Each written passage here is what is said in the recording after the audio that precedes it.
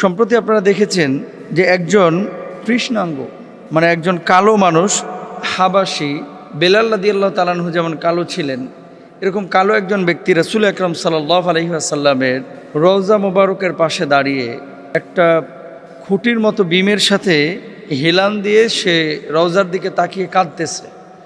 হজ্জের মৌসুম চলছে, বিশেষ করে সৌদি আরবে যারা হজ্জে গিয়েছেন এই মুহূর্তে বিভিন্ন ধরনের ছোট ছোট ভিডিও তারপরে ছবি আমরা সোশ্যাল মাধ্যমে দেখতে পাই।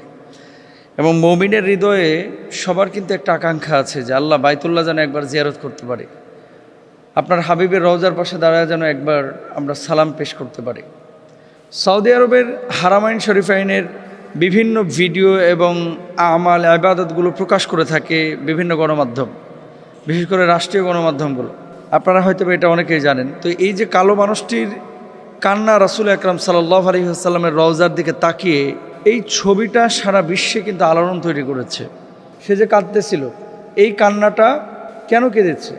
এই কান্নাটা কিন্তু শুধুমাত্র তিনি কাঁদেন তাই না। দেখেন কিছু কিছু সময় কিছু কিছু মানুষের চোখের পানি মানুষের মনের ভাষা প্রকাশ করে, নিজের হৃদয়ের আকুতিটা প্রকাশ করে, অনুভূতিটা প্রকাশ করে। তিনি দাঁড়িয়ে কাঁদছেন। অনেকে আছে প্রতি বছর উমরায় যায়, হজ্জে যান, অনেকে আছে সৌদি আরবের স্থায়ী বাসিন্দা, অনেকে আছেন যে সারা বছরের জমানো কিছু টাকা খরচ করে সে বাইতুল্লাহ জিয়ারতে যাচ্ছে। তো বাইতুল্লাহ যারা প্রতি বছর যাচ্ছে বা রাসূলের আকরাম সাল্লাল্লাহু আলাইহি ওয়াসাল্লামের রওজায় যারা প্রতি বছর যাচ্ছে তাদের যাওয়া, আর এই মানুষগুলো বাংলাদেশ থেকে আপনারা জানেন যে 29 বছর টাকা জমিয়ে তারপরে হজ্জে গিয়েছে। আফ্রিকা থেকে আমি নিজে জিজ্ঞেস করেছি অনেকের সাথে কথা বলেছি বিগত বছরগুলোতে। অনেকে উট বিক্রি করে উমরায় আসে, মায়ের গহনা বিক্রি করে, মা মারা গিয়েছে, বাবা মারা গিয়েছে, সম্পত্তি পেয়েছে, সম্পদ বিক্রি করে উমরায় এসেছে, হজ্জে এসেছে। তা আসলে যারা খুব সহজে কোনো কিছু পেয়ে যায় তারা কিন্তু সেগুলোর মূল্যায়ন করতে চায় না, কিন্তু যারা অনেক ত্যাগ তিতিক্ষা সাধনা পরিশ্রমের পরে পান তারা কিন্তু এই জিনিসগুলোকে মূল্যায়ন করেন। বাংলাদেশ থেকেও হাজি যেমন দুই শ্রেণী আছে, সারা পৃথিবী থেকে কিন্তু দুই শ্রেণী হাজি আছে। এক শ্রেণীর হাজি যারা সত্যিকার অর্থে আল্লাহ এবং আল্লাহ রাসূলকে একেবারে আন্তরিকভাবে ভালোবাসে এবং সেই ভালোবাসার বহিঃপ্রকাশ রাসূলের রওজার পাশে এবং বাইতুল্লাহর পাশে দাঁড়িয়ে তারা প্রকাশ করেন। কান্না কি কান্না! পাকিস্তানি কিছু ভাইকে দেখেছি, আফগানিস্তানি কিছু ভাইকে দেখেছি, রাসূলের সবুজ গম্বুজটা রওজার দূর থেকে দেখা যাচ্ছে, সে একেবারে নীরবে নিভৃতে দাঁড়িয়ে দাঁড়িয়ে একা একা কান্না করতেছে সবুজ গম্বুজের নিচে শায়িত মানুষটির জন্য। এই ভালোবাসা, এই আবেগ, এই অনুভূতি, এটা যার হৃদয় থেকে নবী প্রেমের জাগরণ ঘটেছে, যার চোখ থেকে অশ্রু বিগলিত হয়েছে, সে মানুষটি কিন্তু বলতে পারে। মদিনা, ওমর ফারুক রাদিয়াল্লাহু তাআলা আনহু মদিনায় কিন্তু ইন্তেকাল কামনা করেছেন এবং দোয়া করতে শিখিয়েছেন। আমরাও দোয়া করব মদিনাতুল মুনাওয়ারায় যেন আল্লাহ তাআলা আমাদের সবার মওত দান করেন। মুসলমানদের তীর্থস্থান হচ্ছে মদিনা, ভালোবাসার নিকুঞ্জ, আবেগের সৌধ শিখর। এই মদিনা আল মুনাওয়ারায় যে আফ্রিকান মানুষটি কেঁদেছেন, এই কান্নাটা তার হৃদয়ের আবেগের, ভালোবাসার অনুভূতির চোখ থেকে যে অশ্রুটা বিগলিত হয়েছে। ছবিটা কেন এত ভাইরাল হয়েছে? এই ছবি থেকে অনেক কিছু শেখার আছে ভাই আমাদের। এই ছবিটা থেকে অনেক কিছু শেখার আছে। শেখার বিষয়টা কি? এখন বাইতুল্লাহ গিয়ে রওজার পাশে গিয়ে অনেকে লাইভ দেওয়া শুরু করে, অনেকে সেলফি তোলা শুরু করে। ওই আবেগটা কাজ করে না, ওই অনুভূতিটা কাজ করে না। নবী প্রেম, আল্লাহর প্রেম, ভালোবাসা, মায়া, এই আবেগটা কাজ করে না। আর যখন কেউ কান্না করে তখন আবার কেউ কেউ হাসে যে দেখ লোকটা কান্না করতেছে। হাসে কারা? যারা অবুঝ, যাদের ভিতরে বুঝ শক্তি নাই।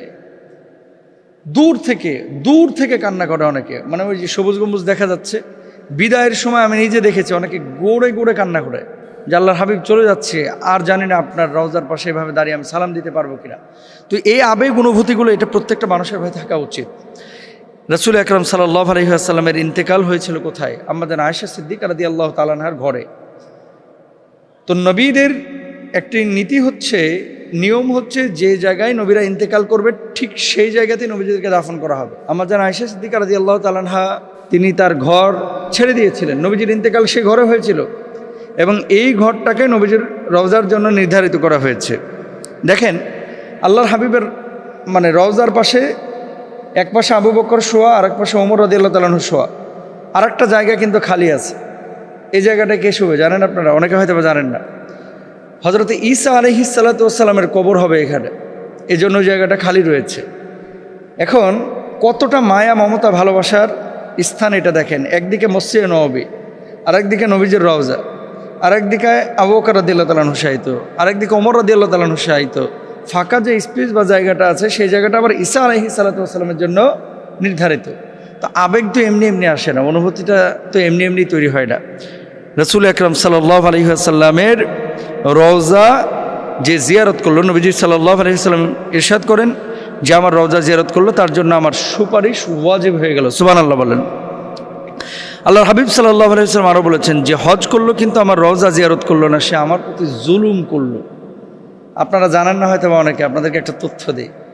বাংলাদেশ থেকে কিছু গোড়া মুন্সি আছে, মুন্সি এবং সাধারণ কিছু মানুষ আছে, এদেরকে কে যে বুঝ দিচ্ছে যে মদিনায় তো যাওয়া জরুরি কিছু না, ও গেলে সওয়াব আছে, না গেলে কোনো বিষয় নাই, এরকম একটা বিষয়। মক্কায় যায়, উমরা করে তারপর বাড়িতে চলে আসে।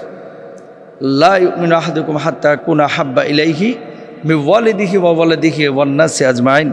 ততক্ষণ পর্যন্ত পূর্ণাঙ্গ মুমিন কেউ হতে পারবে না যতক্ষণ পর্যন্ত না নিজের সন্তান সন্ততি পরিবার পরিজন সব কিছু তাইতে আল্লাহ এবং আল্লাহ রাসূলকে কেউ বেশি ভালো না বাসবে। সুতরাং আমরা মদিনায় যাব, রাসূলের রওজার পাশে গিয়ে সালাম পেশ করব, রওজা জিয়ারত করব।